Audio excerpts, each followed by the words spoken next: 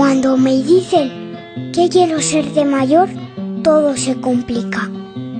Según los mayores, hay que hacerse adulto para entenderlo todo. Pero yo veo a la gente en la calle y no veo que sean felices. Solo nosotros, los niños, disfrutamos de la vida. Es como si al cumplir los 18 todos perdiéramos la cabeza. Todos son caras largas, gruñidos y malas noticias. Según la televisión hay que ponerse desodorante, comprarse el coche más rápido del mundo, un par de operaciones estéticas y con esto tienes que estar loco para no ser feliz. Pero para eso hace falta dinero y los adultos hacen lo que sea por el dinero. Fíjate que es el único objetivo de todo el año. Conseguir dinero y más dinero. Total, día tras día trabajando. Y yo me pregunto, ¿para qué? Para conseguir al final de año 15 días, 15 tristes días de vacaciones. 15 días en los que te vas muy lejos para olvidarte de todo el tiempo que has trabajado. Y en esos 15 días no puedes perder ni un segundo con mucha prisa, mucha prisa, mucha prisa. 15 días en agosto, 15 días en la playa, 15 días como borregos. Borregos que traen al mundo borreguitos que a su vez tienen que trabajar toda su vida. Y a cambio, otros 15 días. Pensándolo bien, yo no quiero crecer. Sinceramente, ni siquiera quiero ser mayor. Me quedo como Peter Pan y como los inmaduros, con la fantasía, con la reflexión, con la vida. Así que no quiero que me pregunte nadie más que quiero ser de mayor. Yo de mayor quiero seguir siendo pequeño.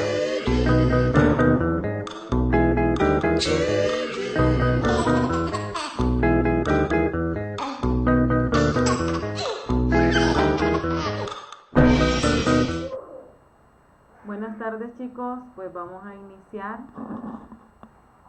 un contenido más en la materia de ciencias naturales. Espero que les haya gustado la reflexión. Espero que hayan disfrutado mucho de su Día del Niño. Ayer me la pasé muy bien con ustedes, me encantaron las clases, me están gustando mucho estar con ustedes en estas reuniones de Meet, porque me acercan un poquito más a ustedes y no solamente estar en un video en vivo. Pues ser niño significa tener nuestro mundo para solo ustedes, los ojos de sus papás en ustedes. Ahora bien, nunca deje de ser un niño, nunca deje de tener una mentalidad de niño, porque si usted todo el tiempo pasa pensando en mis papás tienen que hacer esto, lo otro, yo debo de ayudar a pagar, no, usted tranquilo, usted viva la vida como un día a la vez, como un niño, pero siempre enfóquese en sus estudios, eso es lo más importante. Ahora, gracias a los que se están conectando a la clase de hoy por la tarde, y vamos a ver un tema que se denomina tejidos animal y vegetal.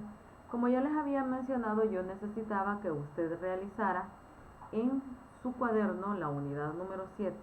Esta semana hemos estado viendo un poco acerca de los niveles de organización ecológica.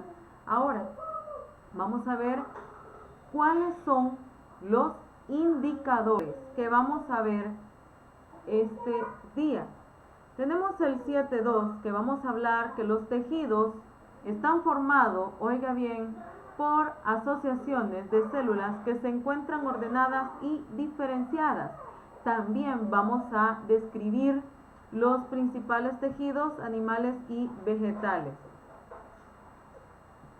El último indicador dice que vamos a comparar las semejanzas y diferencias entre tejidos animales y vegetales, pero vamos a iniciar primero con el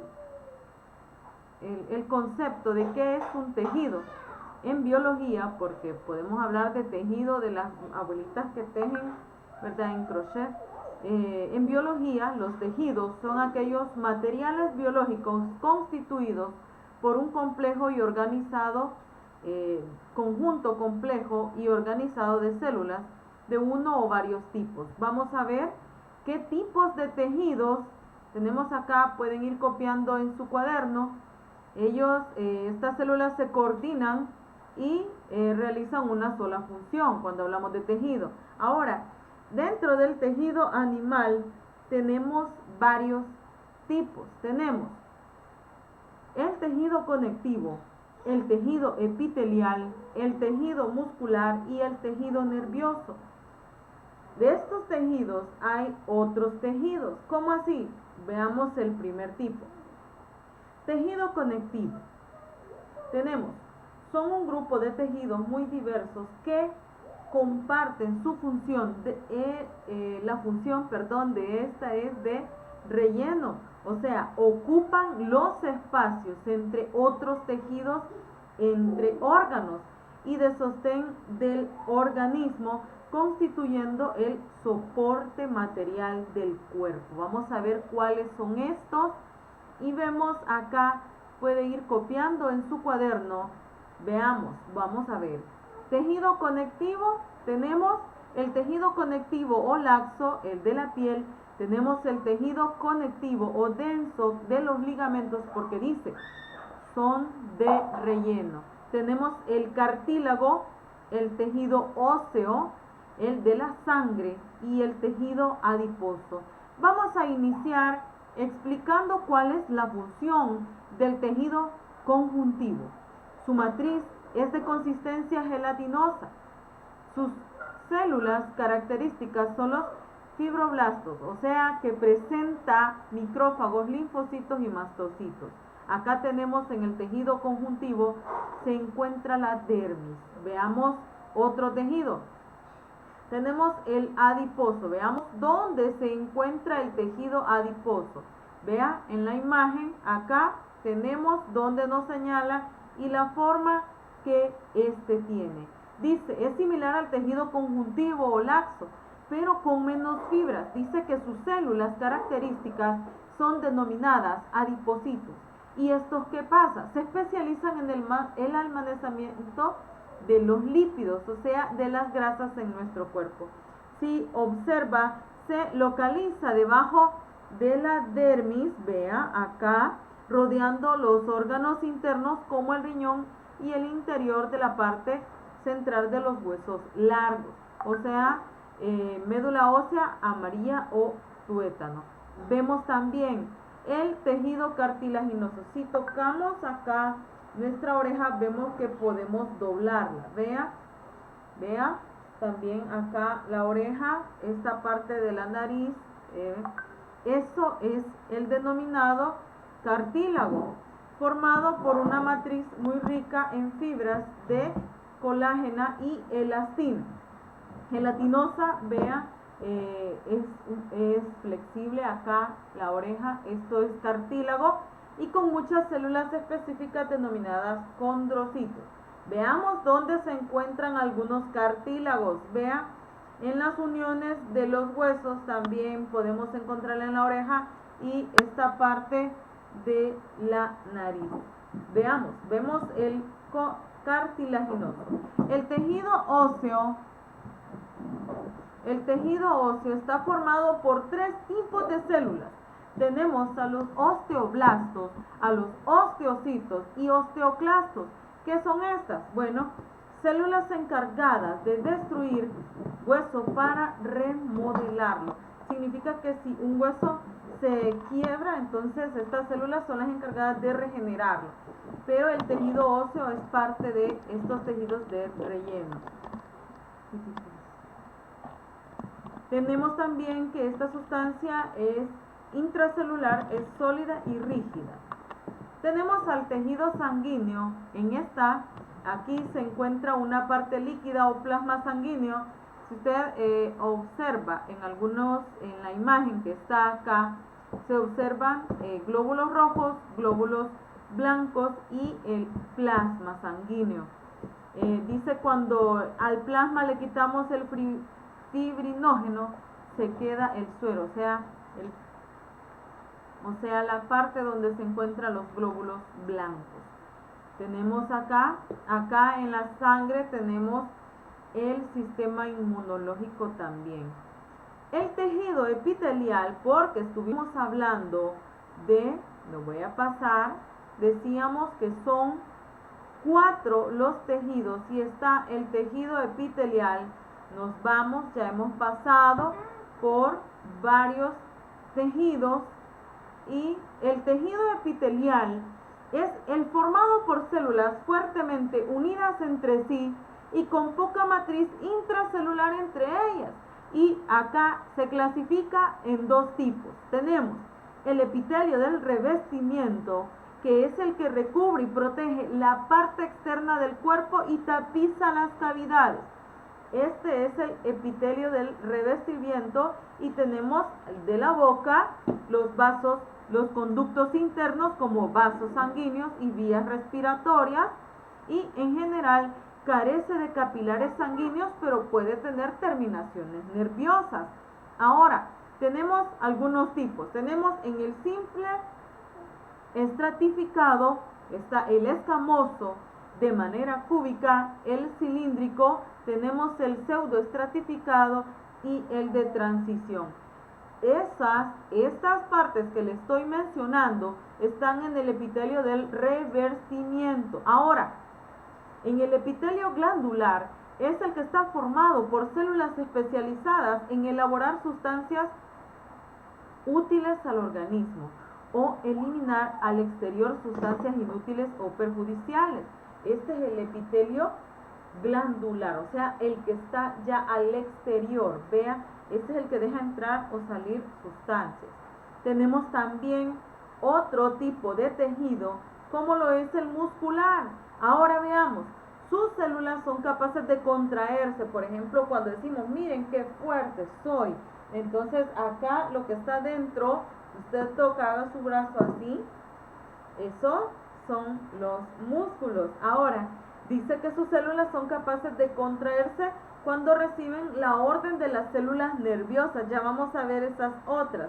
Y se relajan posteriormente cuando dando lugar al movimiento. Por ejemplo, si yo quiero levantar, digamos, una pesa, entonces los músculos son capaces de contraerse. Ahora, las células que forman denominadas, los músculos, son las denominadas miocitos o fibras musculares, y estos contienen su citoplasma gran cantidad de proteínas contráctiles como es la actina y la miocina. Tenemos el músculo cardíaco, el corazón, podríamos decir, es el órgano del corazón, pero el corazón es un músculo y es el músculo cardíaco.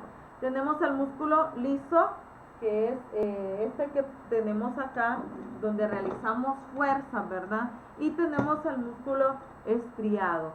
Ahora bien, tenemos estos 3 tipos. Si usted quiere, lo copia en su cuaderno, bueno, debe realizarlo. Y tenemos al tejido nervioso.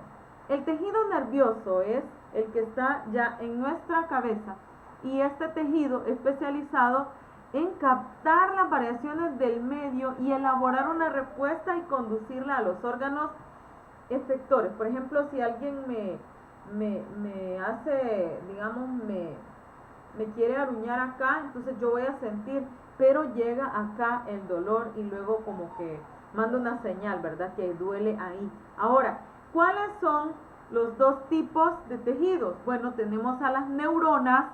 Vea que para tener neuronas sanas tenemos que leer un buen libro, ejercitar nuestras neuronas, hacer ejercicio con nuestras neuronas. ¿Cómo? ¿Cómo, señor? Ah, mire, fíjese de que ahí lo puede realizar cuando usted realiza rompecabezas, hace actividad física. Ahora, las células de glía son un conjunto de células que proporcionan protección, soporte y facilitan los nutrientes a las neuronas, como que van de la mano con las neuronas. Ahora, algo muy bonito y bastante interesante es el tejido vegetal. ¿Qué es lo que hace que la planta absorba nutrientes? ¿O la planta come tierra? No, la planta no come tierra. Vamos a ver qué es lo que hace que la planta tenga sus funciones. Ahora, tenemos el parénquima, es el primer tejido, el suber, el tejido epidérmico, el meristemo y el tejido conductor. Veamos qué es lo que hace el parénquima. Tenemos acá que el parénquima es el tejido fundamental y es el que la planta realiza la fotosíntesis. ¿Qué es la fotosíntesis? En la clase veíamos que la fotosíntesis es cuando la planta realiza su propio alimento, de la savia bruta a la savia elaborada. ¿Cuál savia bruta, señor? Ah, cuando entra el CO2 y ocupa agua para realizar azúcar o glucosa de la planta o savia elaborada más el oxígeno. Ahora, el parénquima, como ya decíamos, también sirve de almacén de la planta. Acá este es el tejido que realiza la fotosíntesis.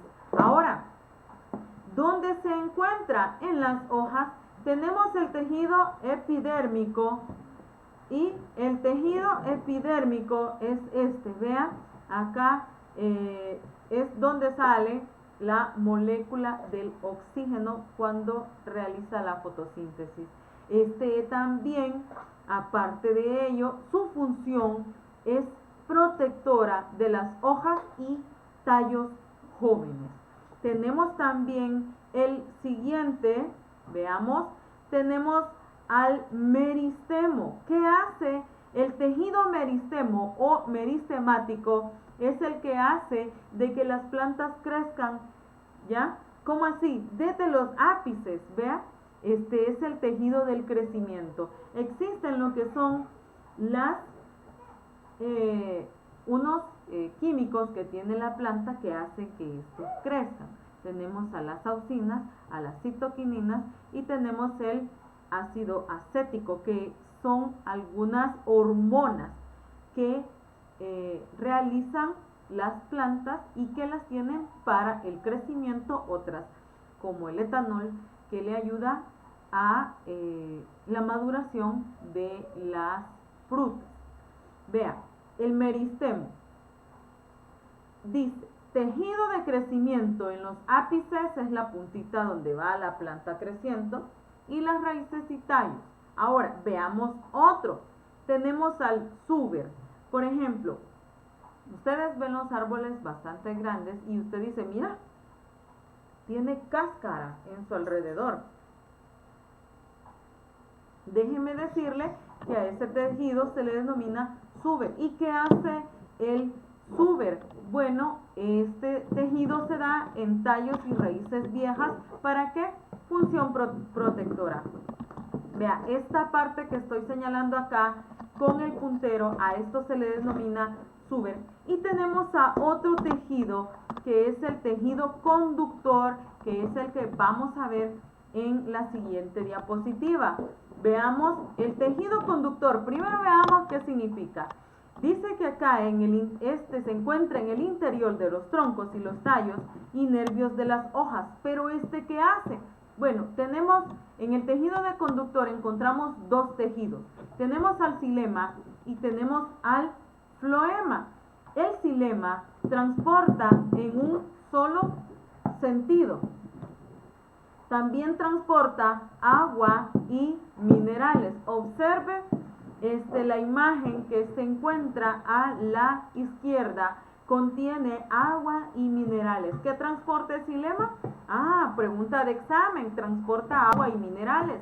También se dice que en este xilema no hay paredes entre las células a las cuales estén muertas, y las paredes son de lignina. Pero lo más importante que usted se debe de aprender es de que el xilema transporta los nutrientes en un solo sentido y transporta agua y minerales. En cambio tenemos del lado derecho, del izquierdo es el xilema y del derecho es el floema. Este transporta agua y alimento, y dice que las células tienen paredes con perforaciones y están vivas. Además, transporta a ambos sentidos, o sea, de arriba a abajo, de un lado hacia otro, transporta agua y alimento. En cambio, el xilema solamente en un sentido. Ahora, espero hayan aprendido, y vamos a ver un video que nos va a servir para saber qué es lo que hace la fotosíntesis y qué es. Gracias, chicos, por haberse conectado.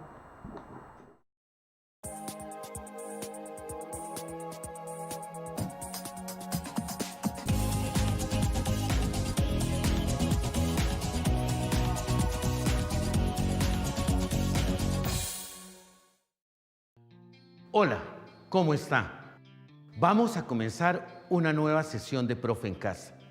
¿Está listo para acercarse a uno de los procesos más asombrosos y generadores de energía en el planeta? Yo soy el profe Orlando Quiroz y tendré el gusto de hablarle de este interesante tema que tiene como nombre la fotosíntesis.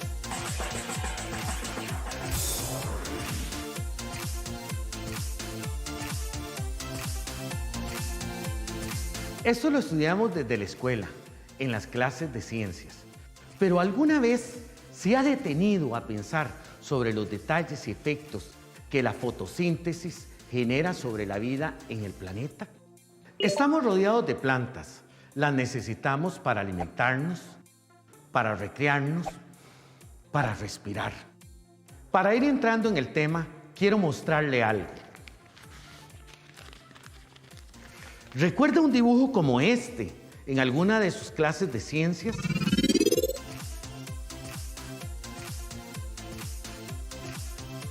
Pues bien, vamos a retomar el tema de la fotosíntesis de una forma un poco más profunda. Comencemos con el significado de la palabra fotosíntesis. Esta proviene del griego foto, que significa luz, y síntesis, que significa compuesto. En química y en biología, la palabra síntesis se usa para describir el proceso mediante el cual se obtienen moléculas complejas a partir de moléculas simples. Entonces, la fotosíntesis es la capacidad que tienen las plantas de transformar la energía lumínica en energía química. Su fórmula química es 6 moléculas de dióxido de carbono, 12 moléculas de agua que producen una molécula de glucosa, 6 de oxígeno y 6 de agua. Este proceso hace que la materia inorgánica, como el agua y el dióxido de carbono, se combinen y formen moléculas orgánicas, como la glucosa. La fotosíntesis es muy importante para las plantas porque les permite generar su propio alimento y las define como organismos autótrofos. Además, durante este proceso, las plantas liberan oxígeno, absorben dióxido de carbono de la atmósfera y producen glucosa. Si pudiéramos meternos dentro de una hoja, ¿qué veríamos?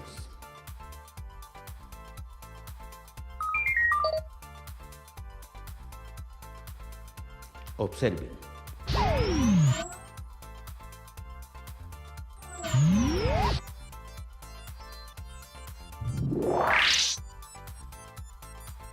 Para empezar, las células vegetales poseen unas organelas especializadas en el citoplasma, llamadas cloroplastos, que son los encargados de realizar la fotosíntesis, ya que poseen un pigmento verde llamado clorofila, que le da el color a las plantas. Los cloroplastos están constituidos por una doble membrana que contiene el estroma, que es un medio semilíquido, y el grama, que lo componen los tilacoides. Los tilacoides son unas estructuras parecidas a monedas acuñadas, que en su membrana contienen el pigmento verde llamado clorofila. Es aquí, en la membrana del tilacoide, en donde se da la fase lumínica. Y aquí, en el estroma, se da la fase oscura, que son los dos procesos en los que se divide la fotosíntesis. Inicia con la absorción de agua por medio de las raíces de las plantas y la fotólisis del agua, que es el rompimiento de la molécula por acción de la luz, donde se libera a la atmósfera una molécula de oxígeno. Además, este proceso produce 2 hidrógenos y 2 electrones. Estos 2 electrones son excitados por la luz, subiendo su nivel de energía.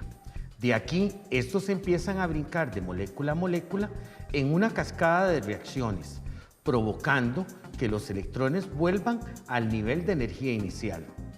Además, se forma una molécula de ATP, adenosín trifosfato, que actúa como una batería que se usará en la fase oscura. A todo este proceso se le llama fotosistema 2. Este es un proceso cíclico donde actúa la clorofila P680. Posteriormente se vuelven a excitar los electrones por acción de la luz y vuelven a brincar de molécula a molécula en una cascada de reacciones donde los electrones se quedan unidos a alguna molécula, produciendo NADPH2, que es otra batería de energía que se utilizará en la fase oscura. Y a este proceso se le llama fotosistema 1 y actúa la clorofila P700. Durante esta fase se libera oxígeno puro a la atmósfera, se produce ATP y NADPH2. La fase oscura no depende de la luz, así que puede ocurrir durante el día o la noche. Produce PGA, PGAL y glucosa, a partir de la cual se forman los carbohidratos, lípidos, proteínas, hormonas y todas las sustancias que el organismo necesita para vivir.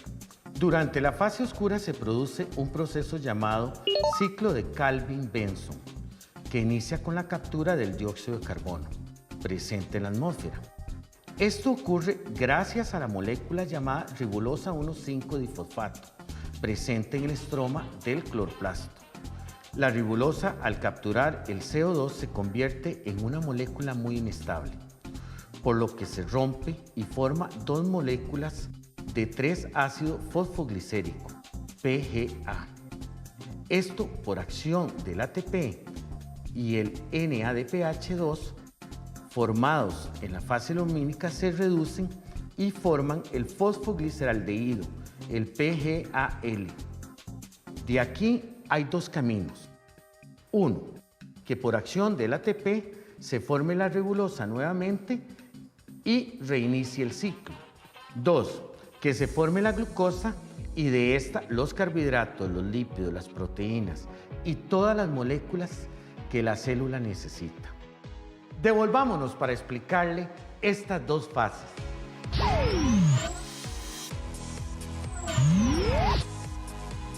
La fase lumínica, clara o reacción de Hill ocurre durante el día. En general, los productos finales de la fotosíntesis son 1. Oxígeno que se libera a la atmósfera. 2. Glucosa, que es la materia prima para el sustento de la vida. 3. ATP y NADPH2, que son moléculas de energía. Y 4. Se reduce la cantidad de dióxido de carbono en la atmósfera. Sin la fotosíntesis no habría oxígeno en la atmósfera. Los organismos heterótrofos, como nosotros, que no producimos nuestro propio alimento, necesitamos de los productos finales de este proceso para sobrevivir. Por eso es importante proteger las plantas para mantener la vida en el planeta. Espero que esta información le haya sido útil. Le invito a ver los videos de Profe en Casa.